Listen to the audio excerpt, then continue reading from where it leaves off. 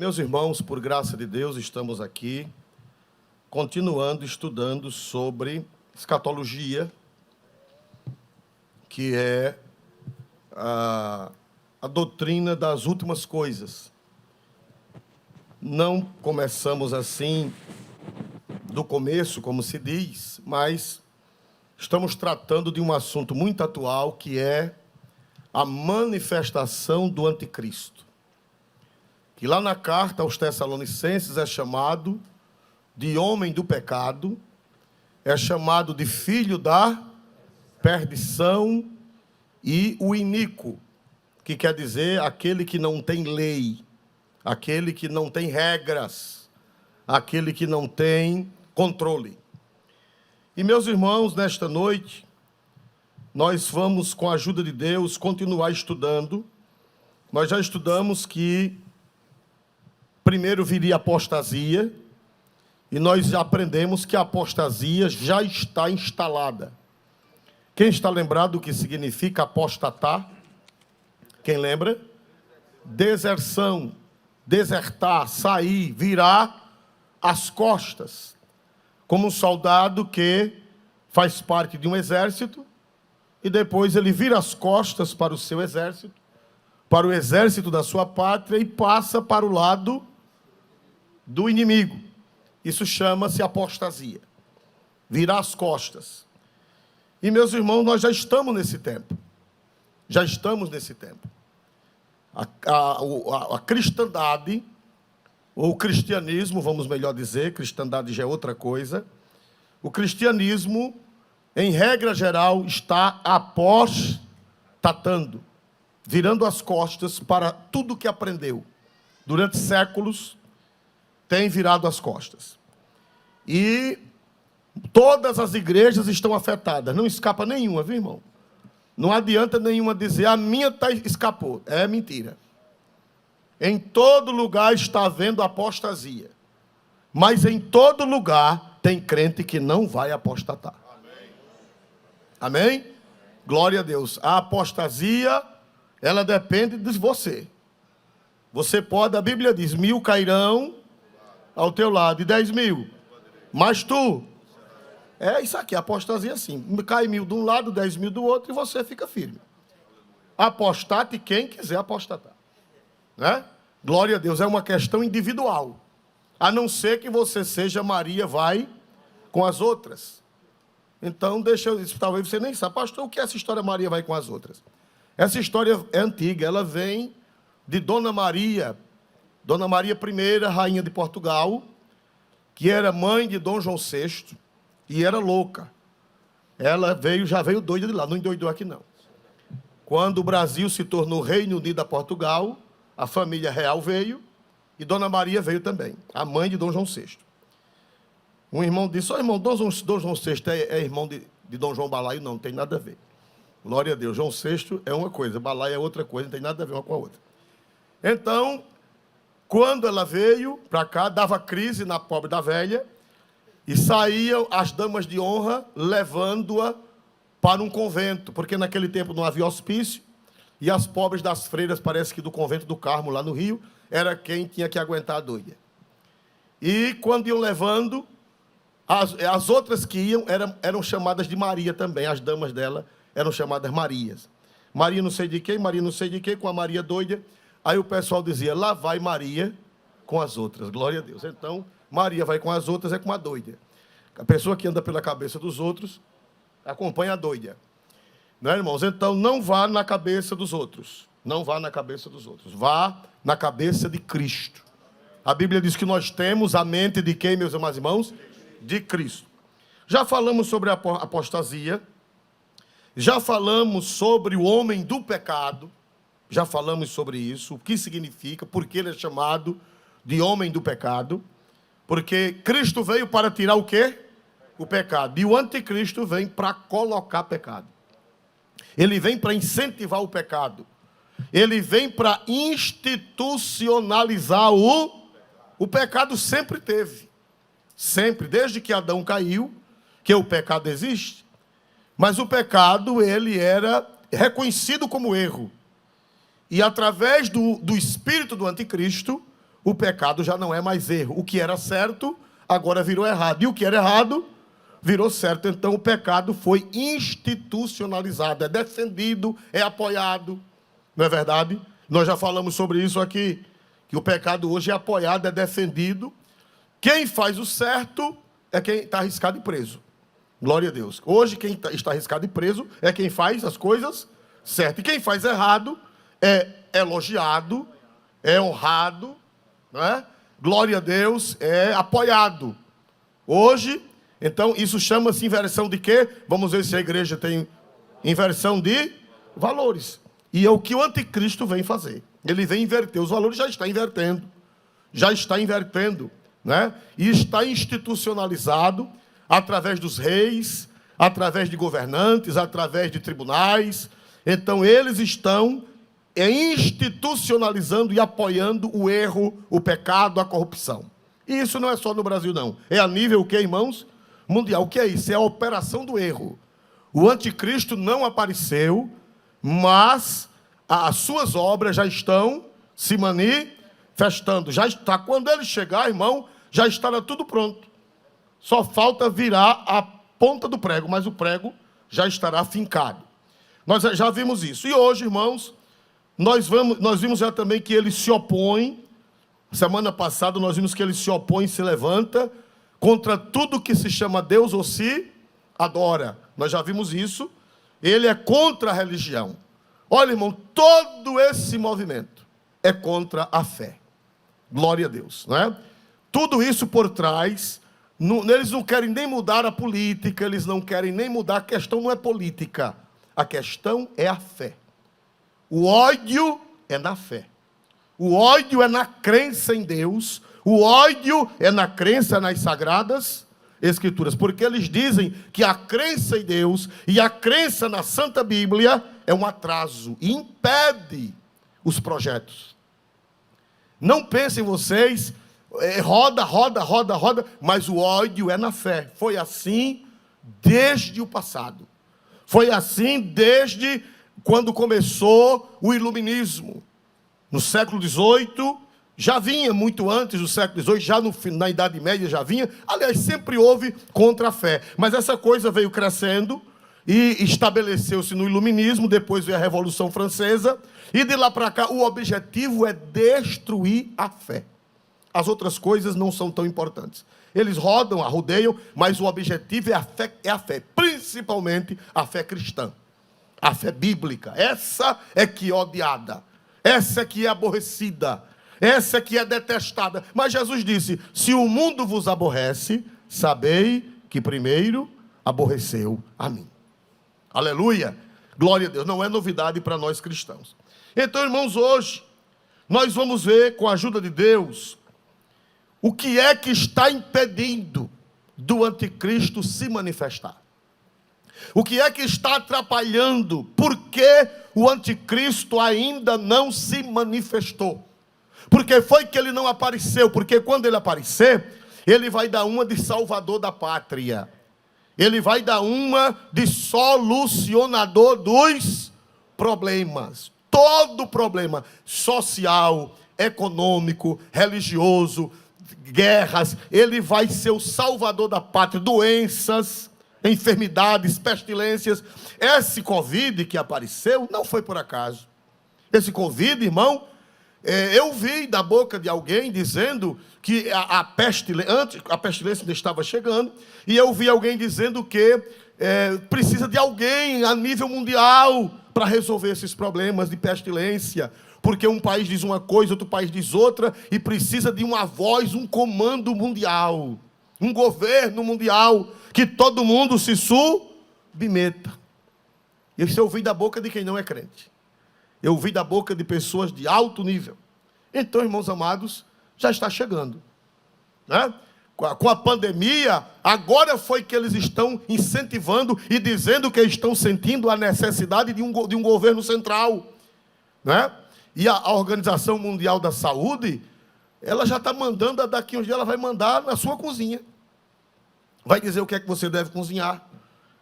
Se você deve, vai dizer, hoje todo mundo tem que comer arroz.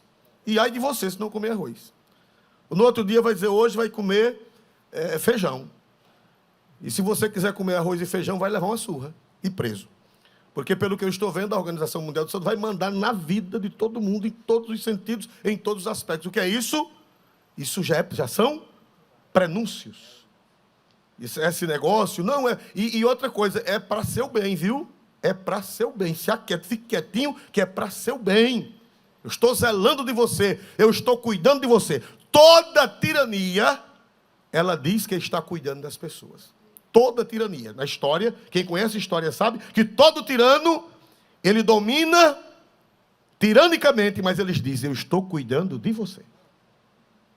Que é para todo mundo ficar calmo e todo mundo ficar quieto. Ora, você está cuidando de mim, né? Está cuidando da população. Toda tirania usa esse álibi. Eu estou cuidando de você. Eu não estou dizendo que a doença não existe. Eu não estou dizendo que nós não devemos nos precaver. Não é isso. Eu não estou dizendo que nós não devemos ter cuidado. Estamos aqui com cuidado desde o começo. Temos obedecido às regras. A igreja tem sido um exemplo de obediência às regras. Todavia, nós não somos bobos. Nós sabemos que esse rapazinho aqui está já aparecendo. Nós não somos bobos, nós temos visão espiritual. E que tudo isso é uma preparação. Isso não é sonho, isso não é fanatismo, isso não é visionarismo, não. Isso aqui é Bíblia, é a palavra de Deus, são os sinais. Pastor Oswaldo, e por que ele não se manifestou ainda? E por que ele não apareceu ainda? E por que ele não tomou posse do mundo ainda? As Escrituras Sagradas, elas nos dão uma luz. Elas nos revelam, o Espírito Santo revelou pelos santos apóstolos e profetas como será o desenrolar das coisas. A apostasia já está aí. O pecado já está institucionalizado. O espírito do erro já está operando. Pastor, e por que esse homem não surgiu ainda? Desde que eu sou criança, que eu ouço falar no anticristo. Desde que eu sou criança, eu era menino aqui na igreja do Farol, nas congregações do interior do estado. Desde eu criança, que a gente ouve falar na escola dominical, ouve falar nos estudos bíblicos. Eu fui criado aqui nesta igreja. De ano em ano a gente vinha à escola bíblica aqui para assistir. E o missionário Eurico Bergsten e o pai do pastor, que era um bom escatologista, e o pastor Osmar, que era pai do pastor Elienay também, deu muitas aulas aqui neste púlpito sobre escatologia, e já falava Lawrence Olson, os pioneiros pentecostais, todos falavam disso, e não aconteceu ainda, pastor. Por que não aconteceu? Por que esse homem não se manifestou? Por que ele ainda não tomou conta do mundo? As Escrituras revelam. Glória a Deus, mas eu acho que não vai demorar. Vamos abrir a Sagrada Escritura, no capítulo 2, no versículo de número 6. Vamos ver aí o que é que Deus tem para nos dizer. E agora vós sabeis o que o detém. Pronto, somente até aí. Paulo fala do anticristo, Paulo fala do que ele vai fazer, mas Paulo diz assim, e agora vós bem sabeis o que o detém. Detém. Paulo disse que os crentes de Tessalônica sabiam o que era que o detinha. O que quer dizer a palavra detém? A palavra detém no Novo Testamento grego é katexo, que significa conter, segurar, impedir o curso ou progresso. Usa-se na literatura clássica como deter, amarrar e segurar um navio.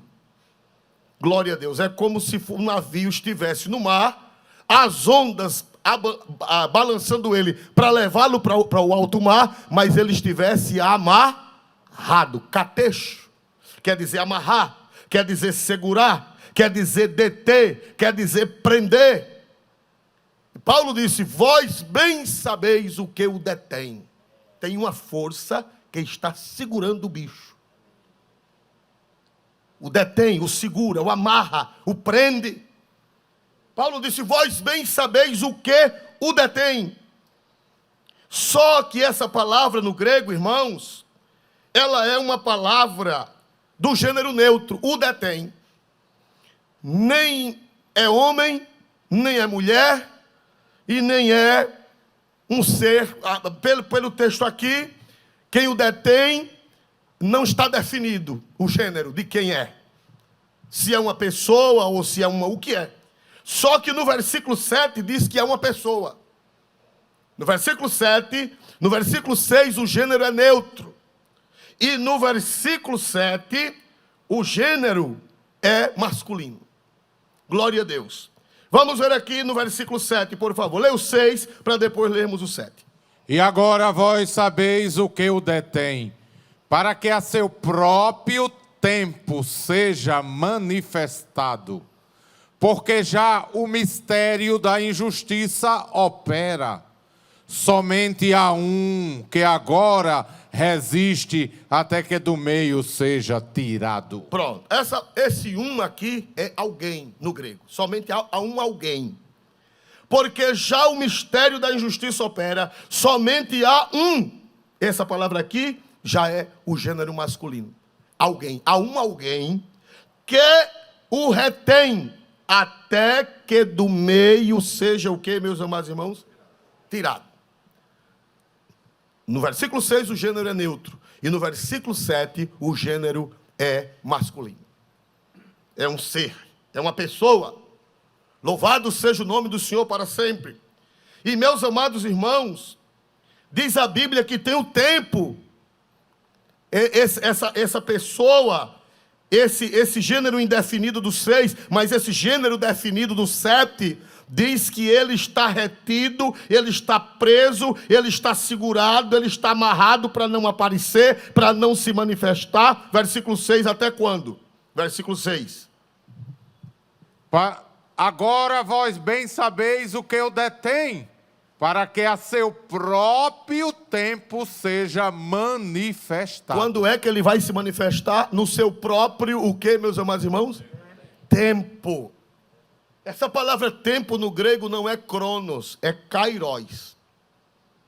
Cronos é o tempo do relógio. Horas, dias, semanas, meses, anos. Cronos. Kairos não. Kairos não tem a ver com hora, não tem a ver com dia, não tem a ver com meses, não tem a ver com anos.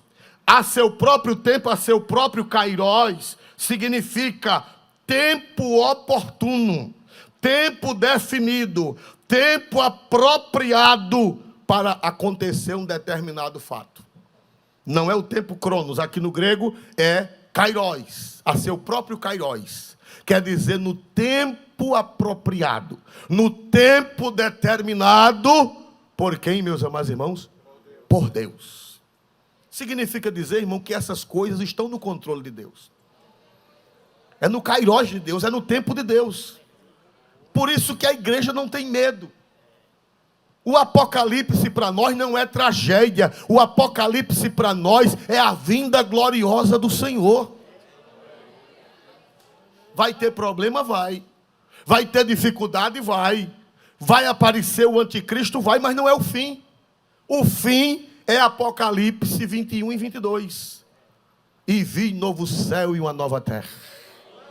E não haverá mais pranto, nem clamor, nem dor, porque as primeiras coisas são passadas. E vi a nova Jerusalém descendo do céu, como a noiva ataviada para o seu marido. Aleluia! O fim não é esse, não. O fim é a volta do Senhor para suplantar o anticristo e para resolver todo o problema. Aleluia! Então a gente não tem medo. A gente não se assusta. E nem estou fazendo isso para fazer medo a ninguém. Isso aqui não faz medo a ninguém. A crente não. A crente não faz medo. Porque crente sabe quem é que vai vencer no fim. Quando você entra numa guerra sabendo quem vai vencer, que o seu lado vai vencer, você entra confiante. Então essas confusões aqui, essas coisas não nos fazem medo, porque as escrituras dizem que é a seu tempo, ao kairos de Deus. A seu tempo. Aí diz o versículo 7, por gentileza. Porque já o mistério da injustiça opera. Somente há um que agora resiste até que do meio seja tirado. Agora já não é mais um gênero neutro. Agora é ou um alguém, ou uma pessoa. Aleluia! Diz que tem uma pessoa, tem alguém que está, a presença desse alguém está resistindo, está impedindo que ele se manifeste. Aleluia. E ele só vai se manifestar quando esse alguém for tirado. Ele só vai se manifestar quando esse alguém sair do caminho dele. Aleluia. Aleluia. Pastor Oswaldo, e agora? Quem é que está impedindo do anticristo se manifestar? Porque as nações estão clamando. As nações estão clamando, já estão pedindo um homem para tomar conta.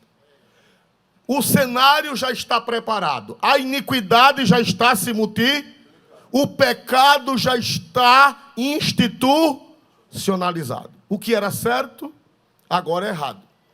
Agora, o criminoso não é quem lhe rouba. O criminoso é você.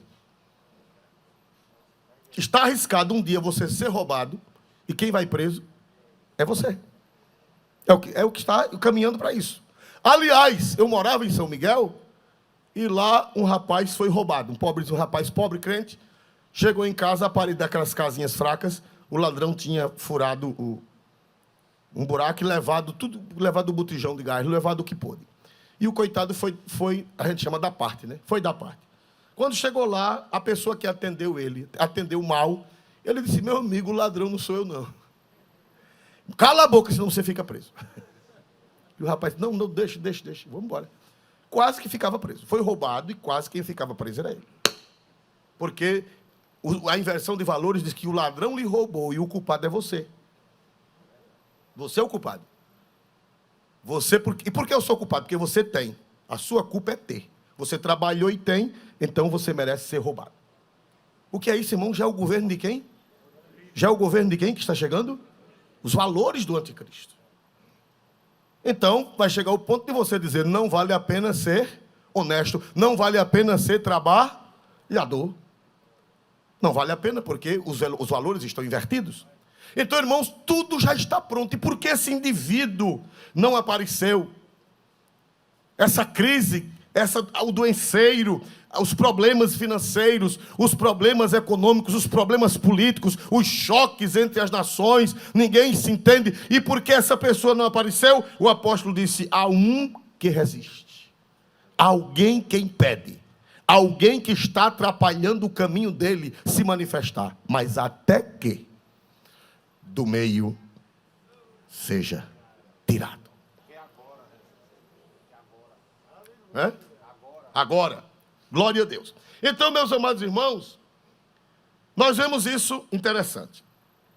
Pastor Oswaldo, o que é que os intérpretes dizem? É uma luta.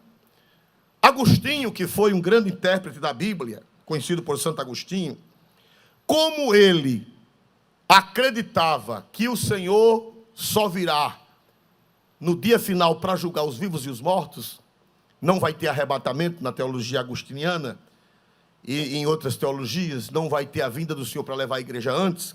Então Agostinho disse que era impossível definir quem são esses agentes restringidores. Agostinho, na sua teologia, ele dizia que não tem como definir quem é que está impedindo. Por que ele disse isso? Porque ele não acreditava no arrebatamento. Ele achava que Jesus vem de uma vez só, julgar os vivos e os mortos de uma vez só. Se vem de uma vez só, ele diz, eu não sei quem é, e é impossível saber quem é esse que está impedindo. Depois de Agostinho, surgiram umas ideias de que a força que impedia o caos, a força que impedia do anticristo reinar, era o Império Romano. Porque o Império Romano, de qualquer forma, pôs ordem no mundo. Os irmãos sabem que no tempo do Império Romano havia ordem no mundo. Por exemplo, o próprio apóstolo São Paulo foi beneficiado pelo Império Romano. Ele foi beneficiado. Por quê? Porque no tempo do Império Romano tinha a lex romana, a lei romana, o exército romano, a polícia romana, os magistrados, os juízes, os cônsules, havia os procônsules, havia, se você fosse molestado, você tinha quem se queixar. Por exemplo, Paulo, uma vez, ele ia ser injustiçado, e o que foi que ele disse? Apelo para César. Quem já viu disso? Você lembra disso? Paulo apelou para César. Quer dizer que no tempo de Paulo havia uma certa segurança jurídica. Havia. E Paulo disse que as autoridades foram colocadas, no capítulo 13, para combater o mal e aprovar o bem. Então, olha aí na tela. Foi o que Paulo disse. Por favor, leia na tela, por gentileza. Capítulo 13 de Romanos, versículo 1. Toda alma esteja sujeita às autoridades superiores, porque não há autoridade que não venha de Deus. E as autoridades que há foram ordenadas por Deus. Nós vamos já continuar. Paulo disse assim, olha, irmãos, obedeça às autoridades, porque elas foram colocadas por Deus. E porque elas foram colocadas por Deus, ele diz nos versículos seguintes, por favor, prossiga.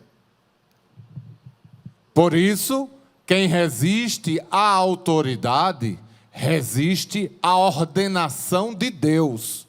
E os que resistem, trarão sobre si mesmos a condenação. Então Paulo, ele acreditava, e é verdade, que os governos, eles colocavam ordem no mundo. E naquele tempo, quem era o governo que governava o mundo?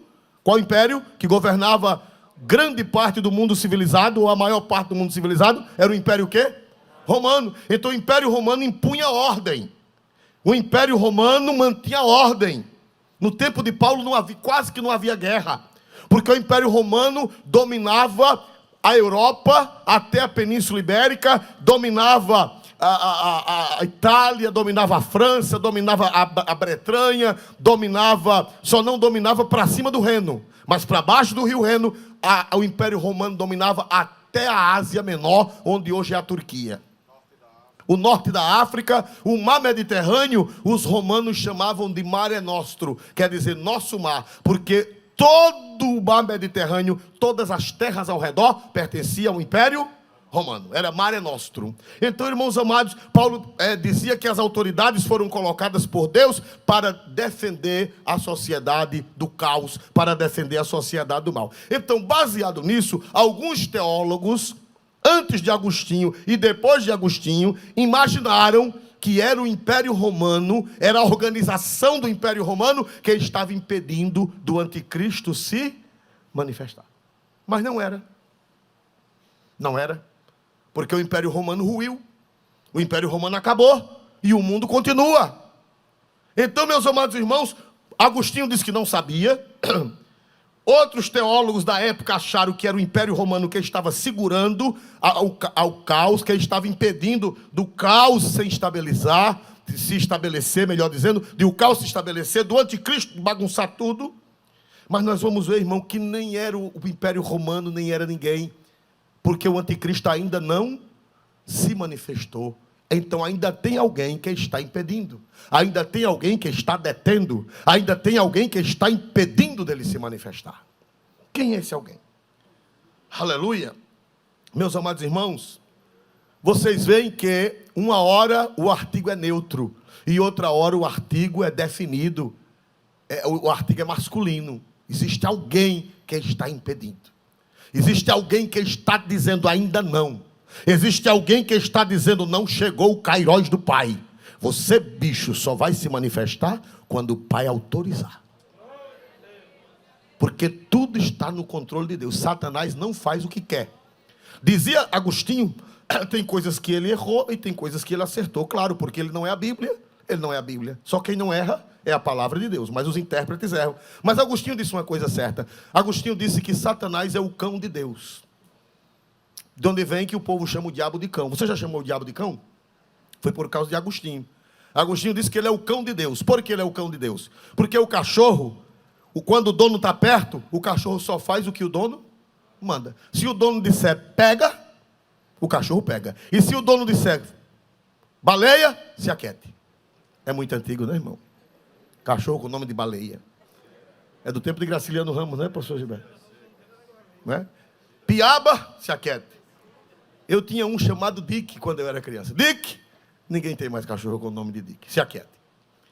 Quando o dono está perto, se ele mandar o cachorro pegar, o cachorro pega. E se ele mandar o cachorro se aquietar, o cachorro... Por isso que Santo Agostinho disse que o diabo é o cão de Deus. Não pense que o diabo faz o que quer, não, irmão. Eita, o diabo vai fazer isso, o diabo vai fazer aquilo. Ele só vai fazer o que Deus permitir. Vocês estão lembrados quando ele foi molestar Jó? Estão lembrados quando ele foi molestar Jó? Primeiro ele foi onde? Antes de aprontar. Primeiro ele foi onde? A presença de quem? Pediu o quê? Permissão. Que o cachorro está na coleira de Deus. O cão está na coleira de Deus. O cão, irmão, ele não mede força com Deus, não. Porque tem gente que pensa que Deus e o diabo medem força. Deus puxa para um lado e o diabo... Não, irmão, ninguém mede força com Deus, não. Ninguém mede força com Deus, não. Ninguém é doido de medir força com Deus. Porque quando ele tentou medir, Miguel apresentou-se e disse, quem é como Deus? Desapareça, maloqueiro. Ele não mede força com... Quem está dizendo maloqueiro sou eu. Depois vocês perguntam a Miguel se Miguel usou essa expressão. Glória a Deus. Porque maloqueiro é que gosta de bagunça, né? Maloqueiro é que gosta... Quando eu era menino, chamava de embuanceiro. Quem lembra dessa expressão? Fulano é embuanceiro. Alguém lembra? Graças a Deus, ninguém lembra. Ah, o irmão lembra ali. Embuanceiro era aquele que gostava de criar problema, gostava de... Chegava numa dança, aí ele jogava pimenta no chão para o povo ficar chorando. O embuanceiro derrubava o candeeiro para acabar com a festa. Quando o candeeiro era apagado, ele furava o zabumba. Glória a Deus. Era o embuanceiro, né? E o diabo é embuanceiro. Só que ele não mede força com Deus. Ele é o cachorro, ele é o cão. E ele só faz o que Deus permite. Por isso que a Bíblia diz que alguém que resiste até o kairós. Alguém que resiste até o tempo certo. Alguém que resiste que impede a operação dele até o dia que Deus disser, agora você pode fazer. Depois nós vamos entender, irmão, e por que Deus permite? Nós vamos entender em outra aula. Por que Deus permite? Por que Deus vai permitir que ele apareça? Por que Deus vai permitir que ele faça essas coisas? Por que Deus vai permitir? Aí nós vamos entender depois com a ajuda de Deus em outra ocasião. Mas hoje, irmãos, vamos saber quem é esse que está na terra impedindo. Vamos para o livro de São João, o Evangelho, capítulo 16, versículo 7. Evangelho de São João, 16 e 7. Em diante, de 7 a 11. Todavia digo-vos a verdade, que vos convém que eu vá, porque se eu não for, o Consolador não virá a vós. Mas se eu for, enviá-lo-ei. Prossiga. E quando ele vier, convencerá o mundo do pecado e da justiça e do juízo. Do pecado, porque não creem em mim. Da justiça, porque vou para meu Pai e não me vereis mais. E do juízo, porque já o príncipe deste mundo está julgado. Quem pode dizer amém? Irmãos amados, o Pai é Deus, o Filho é Deus, o Espírito Santo é Deus. Quando Cristo disse isso, o Espírito Santo, ele estava em todo lugar. Me diga uma coisa, qual é o lugar que Deus não está? Existe algum lugar que Deus não esteja? Não. Quando Jesus falou do Espírito Santo, ele disse, o Espírito Santo já habita com vocês. E por que Jesus disse que ele viria? Jesus disse, convém que eu vá, porque se eu não for, o Consolador não virá. Ô irmãos, mas o Espírito Santo não é onipresente? É. E ele já estava na terra? Sim, estava na terra, estava no céu, estava no universo todo. Mas por que Jesus disse que ia mandá-lo? Como é que Jesus ia mandá-lo se ele é onipresente? Porque o salmista disse, para onde me irei de quem? No Salmo 139. Para onde me irei de quem? Para onde fugirei da tua face? Não tem para onde ir do Espírito Santo. O Espírito Santo é a terceira pessoa da Trindade, o Espírito Santo é Deus e está presente em todos os lugares. Então o próprio Jesus disse assim, o Espírito Santo que já está convosco e habitará em vós. Ele já estava, porque o Espírito Santo sempre esteve. Quando o mundo foi feito, que houve o caos, a Bíblia diz, e o Espírito de Deus o quê? Lá em Gênesis, pairava sobre o quê? O Espírito Santo já estava. Mas por que Jesus disse que ele viria? Por quê? Porque, irmão, quando Jesus disse que ele viria, é como lá no Salmo 80, quando fala sobre a vinha destruída, aí o salmista diz: ó Senhor, vem e visita esta vinha. Quando o salmista disse: vem e visita esta vinha, é porque Deus não estava presente, Deus estava longe? É uma figura de quê? De linguagem. Quer dizer, Deus faça uma obra, Deus opere. Quando a gente diz: ó Senhor, visita a tua igreja, por acaso Deus não está na igreja? Quando a gente diz: Senhor, visita a tua igreja, é porque Ele não está? Me ajude a pregar. Quando nós: Senhor, faça uma visita à tua igreja nesta noite, o que quer dizer isso? Quer dizer que Deus vai descer do céu e vir porque Ele não está? Só vai vir depois que houver... Não, significa uma operação especial. Não é que Ele não esteja. Nós estamos pedindo que Ele haja. Nós estamos pedindo que Ele opere. Quando a gente pede que Ele visite, não é que Ele vai descer, fazer a obra e subir, não. Significa que Ele vai agir. O Espírito Santo já estava desde o princípio na terra e vai permanecer para sempre na terra. Agora, a ação dele é que isso que Jesus disse: quando Ele vier, quer dizer, quando eu for, Ele vai ficar no meu lugar, Ele vai vir para agir, Ele vai vir para operar, Ele vai vir para fazer as minhas vezes, Ele vai vir para continuar a minha obra. Eu vou rogar ao Pai e Ele vai mandar o outro Consolador. Quer dizer, o Espírito Santo vai agir. Salmo 80 está na tela. Ó Deus dos exércitos, volta-te, nós te rogamos, atende dos céus e vê e visita esta vinha. Não quer dizer que Deus não está aqui. Significa que Ele faça um trabalho especial. Então, quando o Espírito Santo veio no dia de Pentecostes, foi para fazer uma obra, para estar com a igreja, para dar poder à igreja, para que a igreja tenha poder para ser crente, para que a igreja pregue o evangelho, para que a igreja dê a doutrina de Deus, para que a igreja mostre Deus ao mundo. Foi nesse sentido que Ele veio no dia de Pentecostes. Aleluia. Irmãos amados, o Espírito Santo veio, Ele está desde o princípio, e Ele veio de um modo especial no dia de Pentecostes. Me diga uma coisa: Ele só começou a agir no mundo no dia de Pentecostes, o Espírito Santo? Não, irmão. Ele já vinha agindo. Nós já estudamos aqui, ao ano passado, nós estudamos que o Espírito Santo agiu no tempo da criação, o Espírito Santo agiu no tempo do dilúvio, o Espírito Santo agiu no tempo dos juízes, no tempo de Moisés, o Espírito Santo agiu no tempo dos juízes, o Espírito Santo agiu no tempo dos profetas. O Espírito Santo sempre esteve na terra. Agora, no dia de Pentecostes, Ele veio de uma forma especial. Glória a Deus. E o Espírito Santo, irmão, a presença dele impede o agir do diabo. O diabo não pode tomar conta de vez enquanto o Espírito Santo estiver na terra. E ele está em quem? O Espírito Santo está em quem? O Espírito Santo está na terra, ele sempre esteve, mas agora ele possuiu um povo, ele possuiu um grupo. Qual foi esse grupo que ele possuiu? Qual foi esse grupo que ele possuiu? Irmãos? A igreja. Vamos ver João 14,16. Não está no script, mas é fácil de achar. João 14,16. E eu rogarei ao Pai, e Ele vos dará outro Consolador, para que fique convosco para sempre. 17.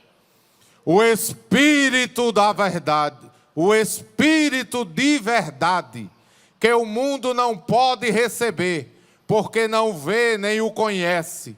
Mas vós o conheceis, porque habita convosco e estará em vós. Olha, o Espírito da verdade que o mundo não pode receber, porque não vê nem o conhece, mas vós o conheceis, porque habita convosco. Ele habitava já com a igreja. Ele habitava no tempo de Jesus. O Espírito Santo já estava na terra? Já. Agora ele diz: e estará em vós. Ele já estava na terra, mas a partir do Pentecoste, ele estava na igreja. Ele estava nos crentes individualmente, e ele estaria como está nos crentes na coletividade. E o que é que acontece, irmão? Essa presença do Espírito Santo, ela impede. Essa presença do Espírito Santo na igreja impede do mal se proliferar de vez. Essa presença do Espírito Santo na igreja impede do anticristo se manifestar. Porque o Espírito Santo é uma barreira contra Satanás. O Espírito Santo na igreja, o Espírito Santo atuando na igreja, é uma barreira contra o diabo. Vamos para Isaías 17, ou melhor, Isaías 59, 19, na Bíblia corrigida. Isaías 59, 19, na Bíblia corrigida. Glória a Deus. Por favor, leia. Isaías 59, 19, na corrigida. Nas outras versões tem uma variante, mas essa é que nós precisamos. Então temerão o nome do Senhor desde o poente, e a sua glória desde o nascente do sol. Vindo o inimigo como a corrente de águas, o Espírito do Senhor alvorará contra ele a sua bandeira. Vindo o inimigo como uma corrente de água, como uma enxurrada, quem é que vai se atravessar na frente e arvorar a bandeira para o inimigo não tomar conta? O Espírito do Senhor. Então o Espírito do Senhor impede que o inimigo atue de vez. O Espírito do Senhor impede que ele tome posse de vez. O Espírito do Senhor levanta a bandeira contra ele, e ele chega no Espírito do Senhor e barra. Aleluia. E o Espírito está em quem? Jesus disse no capítulo 14 de São João. Em quem é que o Espírito está morando? Em quem? Em quem, irmãos? Na igreja. Ele não se manifestou ainda porque a igreja ainda está na terra. Ele não apareceu ainda de vez, porque o Espírito Santo está na igreja, e a igreja é o corpo místico de Cristo. A igreja, quando eu digo a igreja, não é apenas a instituição, mas é o grupo de salvos. Os verdadeiros cristãos que estão em várias igrejas cristãs do mundo. Eu estive lá no Oriente o ano passado, e lá encontrei o líder de uma igreja cristã que não tem aqui. Glória a Deus. Uma igreja cristã que não tem por aqui, a gente não conhece, mas eles são cristãos lá. E eu olhei para aquele venerável líder daquela igreja, e me deu uma vontade de dar um abraço nele, me deu uma vontade de falar com ele, mas eu não sei falar inglês. E o meu falador de inglês estava longe, que era o pastor Mengardo. E eu procurei Mengardo, mas ele estava bem longe, e as canelas dele são bem maiores do que a minha. E eu queria que o pastor Mengardo falasse com ele, que eu queria dar um abraço. Ele não é uma igreja que não tem aqui no Brasil. Não tem aqui entre nós, ninguém nem conhece. Eles são cristãos, eles sofrem por amor a Jesus, eles vivem reclusos por amor a Jesus, eles vivem em guetos lá no Egito por amor a Jesus, eles moram em lugares separados. Não tem nada a ver com a nossa tradição religiosa, mas eles são cristãos em Cristo Jesus. Então quem é a igreja do Senhor? São todos os salvos que estão espalhados. Aleluia, essa é a igreja. Então essa igreja que tem o Espírito Santo é que está impedindo dele aparecer, que está retendo, detendo. E ele não apareceu, ele não se manifestou ainda, por causa que tem uma força que resiste. E essa força que resiste, Jesus disse, é o Espírito Santo que habita convosco, mas estará em vós. Quem tem o Espírito Santo dentro de si, irmãos amados? Aí alguém diz, pastor, e quando a igreja for tirada da terra? O Espírito Santo vai para o céu com a igreja? Vai. E a presença dele vai sair da terra? Não. O Espírito Santo nunca vai sair de lugar nenhum, porque a presença dele está em todos os lugares. Significa que a operação dele vai com a igreja. A operação dele vai com a igreja, porque ele está na igreja, ele habita na igreja, ele habita nos salvos. Glória a Deus. Aleluia, aleluia. E a presença dele na igreja, ele e a igreja estão assim, irmão. O Espírito Santo e a igreja estão assim, entrelaçados. Pastor, e é mesmo, é. Vamos para Apocalipse 22 e 17. Apocalipse 22 e 17, para vocês verem que o Espírito e a igreja são inseparáveis. O Espírito Santo e a igreja são inseparáveis. Glória a Deus. Apocalipse 22 e 17, por gentileza. E o Espírito e a esposa dizem, vem. E quem ouve, diga, vem. E quem tem sede, venha. E quem quiser, tome de graça da água da vida. E o Espírito e a esposa. Quem é a esposa de Jesus? Quem é a noiva de Jesus? Aí o Senhor falou, o Espírito e a esposa dizem, vem. Quer dizer, o Espírito Santo trabalha com a esposa. O Espírito Santo fala pela boca da esposa. O Espírito Santo está no mundo porque ele está na esposa do Cordeiro. O Espírito e a esposa dizem vem. Quando a igreja dá glória a Jesus, é o Espírito Santo. Quando a igreja prega, é o Espírito Santo. Quando a igreja dá testemunho, é o Espírito Santo que está na igreja. Ele e a igreja estão entrelaçados. O Espírito e a esposa estão entrelaçados. Aí o Espírito Santo está entrelaçado com a igreja. E a igreja na terra, junto com o Espírito Santo, é o empecilho. É o obstáculo para ele aparecer. Aleluia. Você nem sabe quanto você é importante. Mas você é importante não é por você mesmo. Você é importante por causa daquele que habita em você, que é o Espírito Santo. Quando a igreja for retirada da terra, que o Espírito Santo sobe com a igreja, a sua atuação sobe com a igreja, aleluia. Então, irmãos, o caminho ficará o que, igreja? Aberto, para ele se manifestar. É por isso que nós somos pré-tribulacionistas. O que é pré-tribulacionista? É aqueles que acreditam que a igreja subirá pré. Pré quer dizer antes. É uma controvérsia muito grande. Os irmãos de outras igrejas, de outras denominações tradicionais, não vai ter arrebatamento, a igreja vai enfrentar o anticristo, a igreja, Jesus só vem de uma vez só. De fato, é uma vinda só, ele vem uma vez só que terá fase. Primeiro, o arrebatamento. E tem muitos crentes pentecostais que estão se embriagando com a internet. Hoje em dia, irmão, todo mundo é mestre. Depois da internet, todo mundo é professor. Todo mundo é doutor. É só pegar um celular. É verdade, meu irmão? Com um celularzinho, bota assim e fica rotando.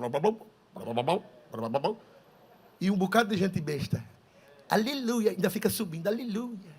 Fala mais, papai. Não já viu na internet, né? Zezé de Marieta conversando besteira. Aleluia. E os coraçãozinhos subindo, né? Umas bolinhas, né? Eu sei lá o que é aquilo. Eu não aprendi a fazer aquilo, mas eu vejo porque mandam para mim, glória a Deus. Né? Que coisa boa. Irmão, cuidado, irmão. Tem gente que essa hora, em vez de estar ouvindo a doutrina, aqui do santo altar de Deus, da cátedra verdadeira, está ouvindo. Aleluia. E agora na pandemia, irmão, apareceu tanto mestre. Não sei se vocês viram, glória a Jesus. Agora na pandemia, meu Deus do céu, é mestre de todo lado, é tanta sabedoria, e até Miguel e Gabriel desce e fica assim, olha, de boca aberta, olhando a sabedoria. Glória a Jesus. É o fim dos bolodórios, né? Meu irmão, cuidado, meu irmão.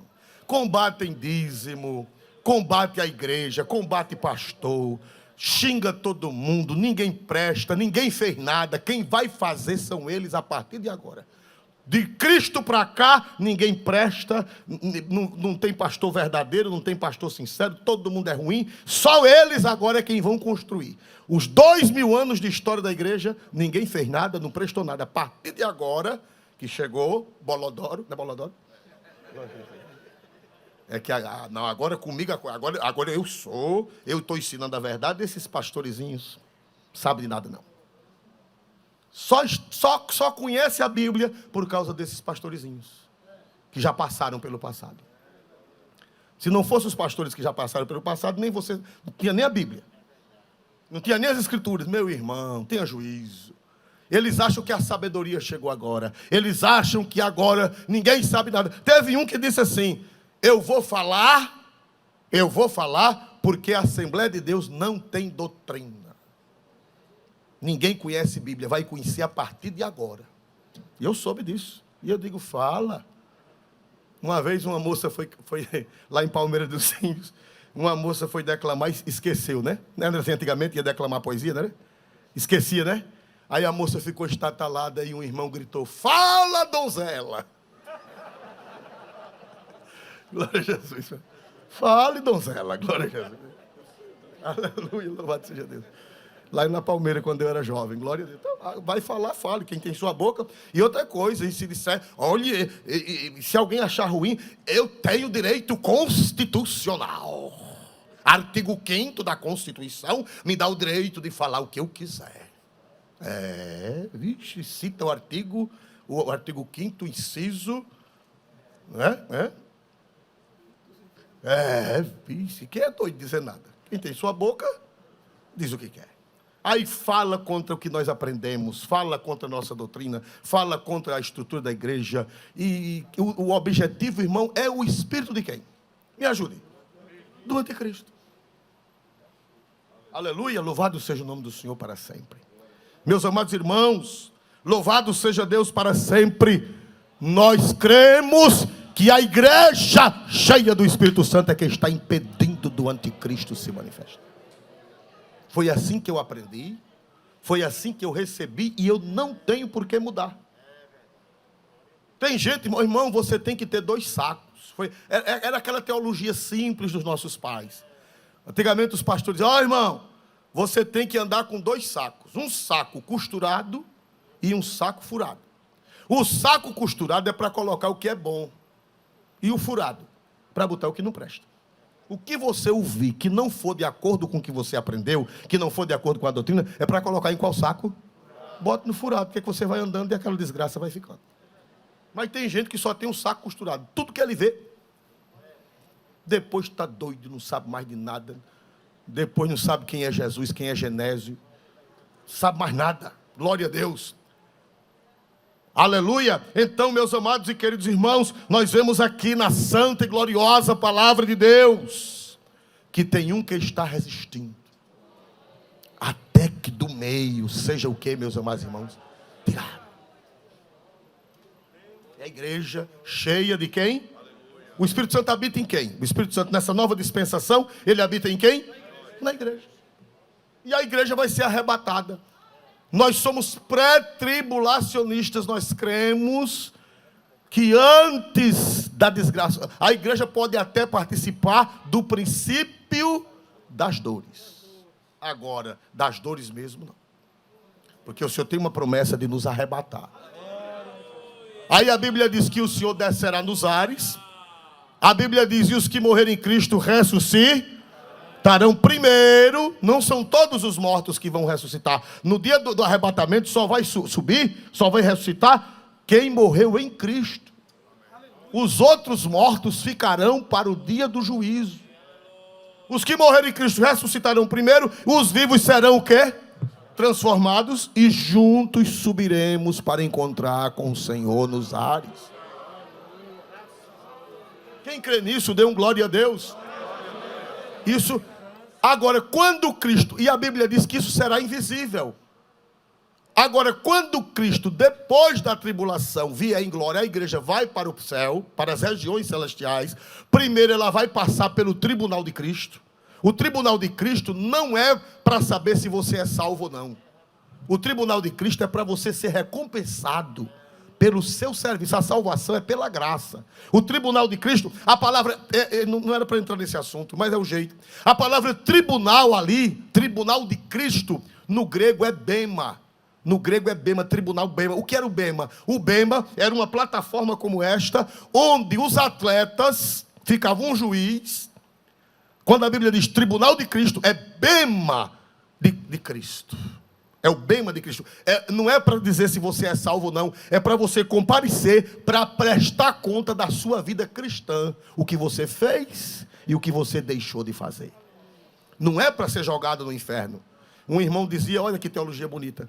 Ele dizia que na vinda de Jesus todo mundo subia. Agora quando chegava nas nuvens, quem era de Jesus, continuava subindo. E quem não era, era jogado embaixo. Aí tinha um parente meu que não tinha juízo, disse: eita meu Deus, estou imaginando é o papoco. Aleluia. Não vai ser ninguém jogado para baixo. Glória a Jesus. Pastor Alberto conheceu, não foi? Glória a Deus. Ele conhece. Glória a Jesus.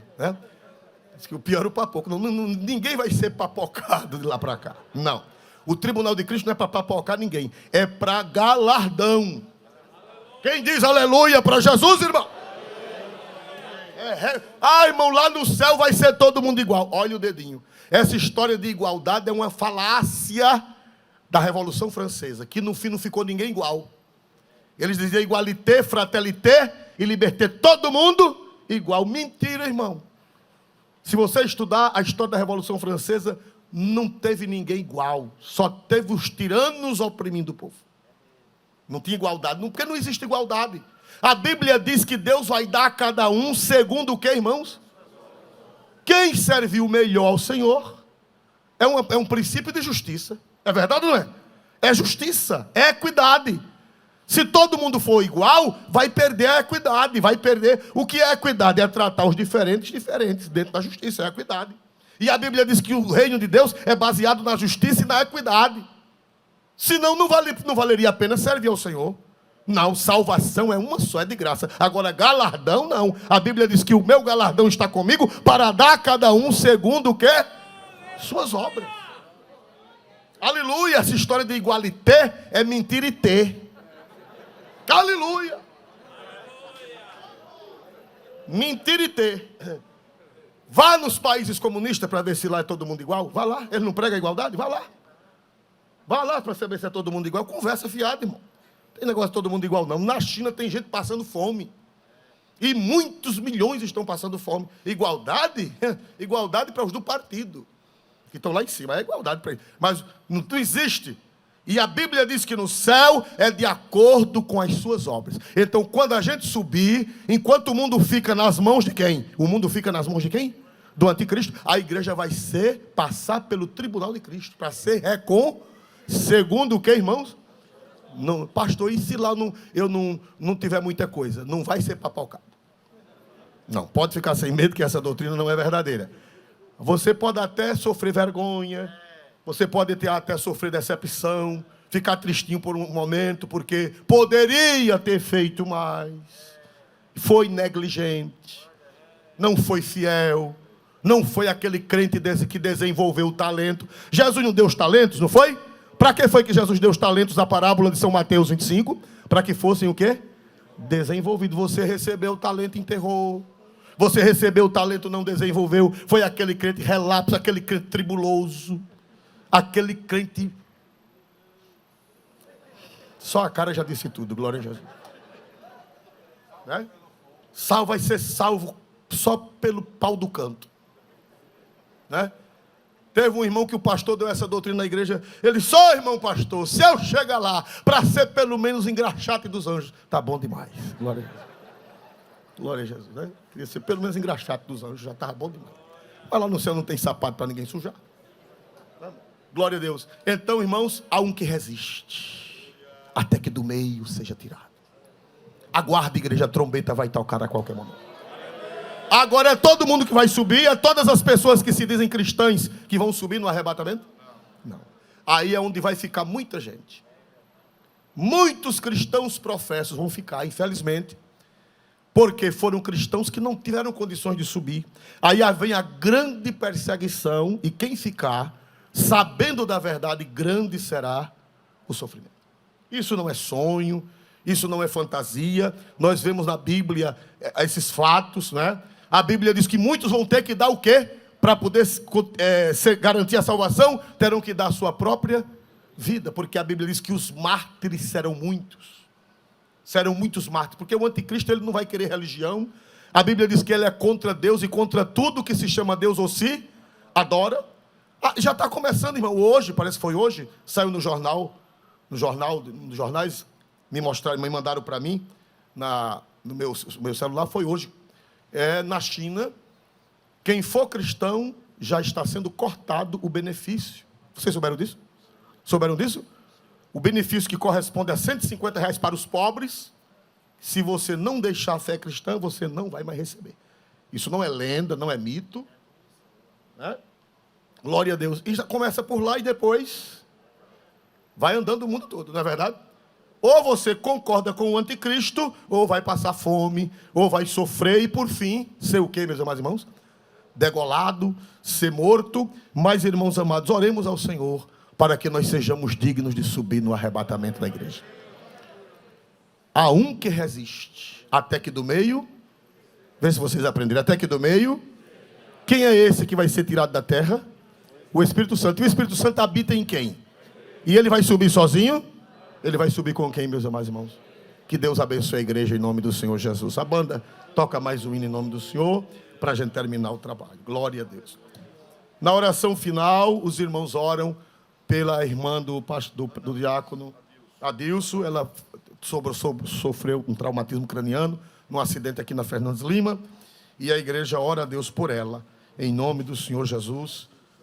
É Ana Lins, o nome dela é Ana Lins. Irmãos, ore por essa, é uma jovem senhora, né?